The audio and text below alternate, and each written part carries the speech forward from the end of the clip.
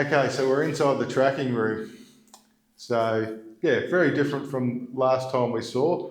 Went for a nice black, theatre black on the walls, which has turned out to be a real bugger of a colour. You just touch it and it starts to get fingerprints and marks, but I'm sure once we get some mood lighting going in here, you won't notice any of that too much.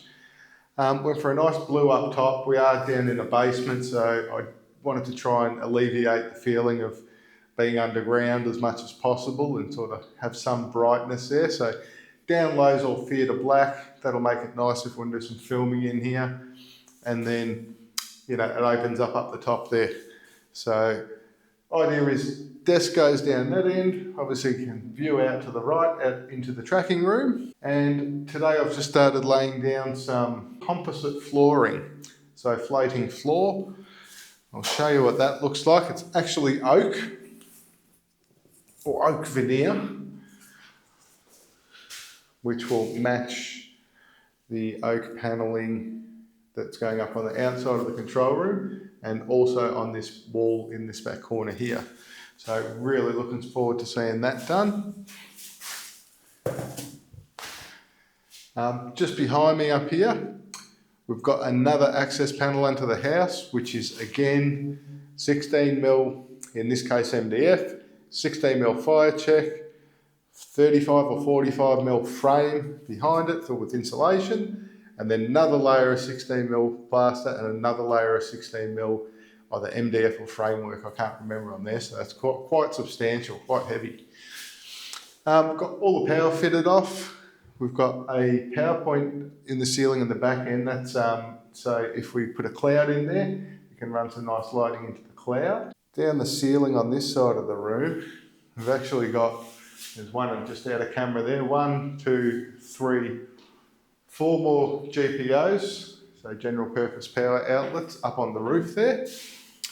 Straighten the camera up again. What they're for is probably going to use some curtain rails and use them to hang lighting and cameras and things like that off. So wasn't quite sure what the best spot in the room was going to be for the camera view angle. Also might want to film at different ends of the room. So thought I'd just go overboard, put 4 up there, and I've got 4 positions to choose from. We leveled the floor in here as well. So this was pretty rough, this floor. So it got waterproofed, got the same membrane as the walls outside there. And then the floor leveler, we've just put down this underlay.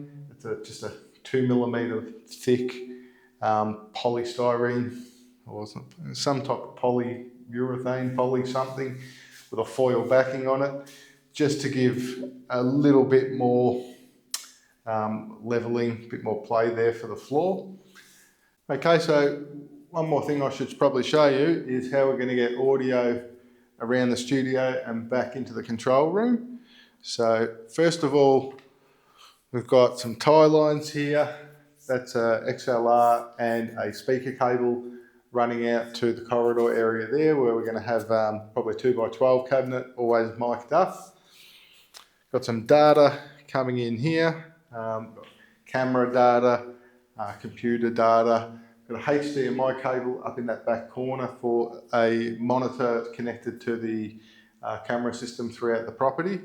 Got another one out in the live room as well, so I'll be able to see everything that's going on from both those LCD screens. And then what I decided to do was just run a multi-core through the wall. So that goes straight through the wall in that back corner there. It's boxed up and sealed properly. And then we've probably got another 8 or 10 metres that'll run through to the breakout box in the tracking room there. So from memory, I think it was 24 I've got coming in and 8 going out. So that'll give me enough to mic up a whole band out there and also get some headphone sends out, talk back, and also probably a set of monitors out there just for a bit of playback. This is the neoprene rubber. It's quite dense. That's what's going to be going between the cavities. The purpose of this is so that we're mechanically disconnecting this wall frame from this wall frame. As we've already seen, they're disconnected from the floor joist from the level above us with isolating clips. And we've got a clear 100mm air gap in the wall there. So we're just going to pop a little bit of sound check in on the edge here, which we've got already done right around. I'm going to lift it up a little bit so it can't wick up any moisture that may be on the slab for some reason. And my brother's going to give me a hand. We're just going to grab the staple gun and we're going to clip it on. You can see I've already done the window frame here for the control room window, so it comes up pretty nice. All right, let's do it, mate.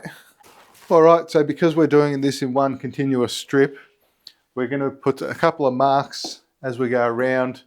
The strip itself's 150 wide, so if we give a mark at 20 mil in on either side of those studs right around, we can just make sure that it stays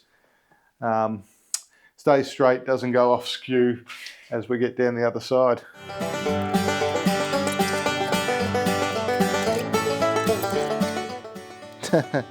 Why are my measurements not right?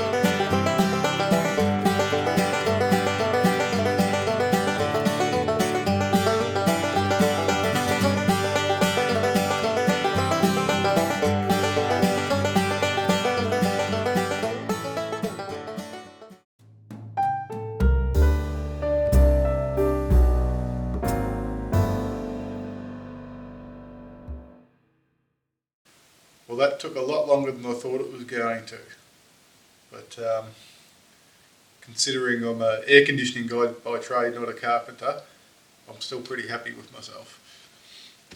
Now, I know that was probably painful for any carpenters to watch, and it's not finished yet, but you know, it's expensive to get people to come and do things, and it's actually harder even just to get them here, so I decided I'm going to have a crack at it, and this is what we've got. So the whole point of doing this at this point in the project was to be able to order the glass in. So I guess the right way would have been to paint and finish stopping up and all that stuff first. But anyway, I'll work around it.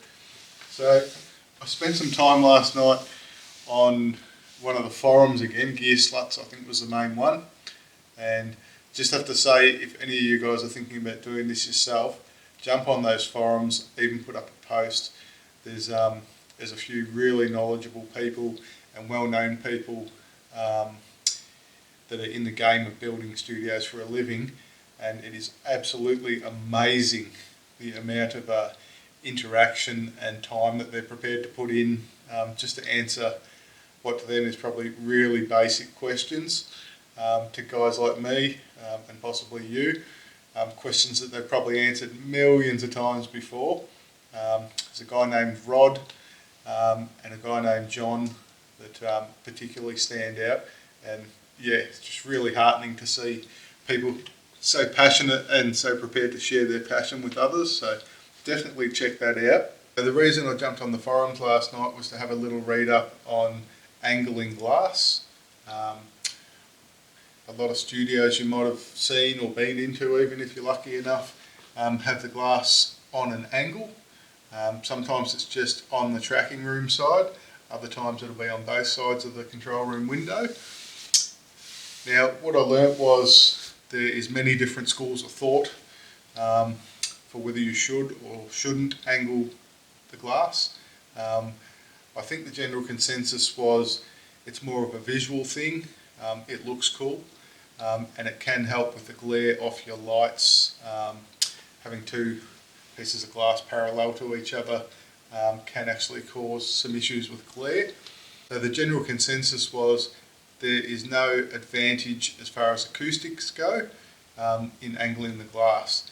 In fact, you'll actually decrease your absorption through the two sheets of glass, and the reason for that is because you're reducing the air gap on the narrower end of the glass, and obviously the wider the air gap is, the lower your sound absorption coefficient, I believe it is, will go, which means it'll be effective down to lower frequencies, albeit that as you get to a certain point it does start to drop off, but we want this to be as good as we can. So there were a few other things I learned. The double wall construction here with the 2 layers of fire check and 100mm air gap. I think I'll be looking at somewhere around 1/2 inch sheet of laminate glass and 1/3/4 inch sheet of laminate glass to achieve a similar STC rating to this double wall setup, which would be around 60 to 65 dB, I believe. So that's what we're going to aim for. The other thing which I learnt was this neoprene, which I've got here, which I lined between the joists with. It's very, very thin, but it is a little bit reflective in the higher frequency.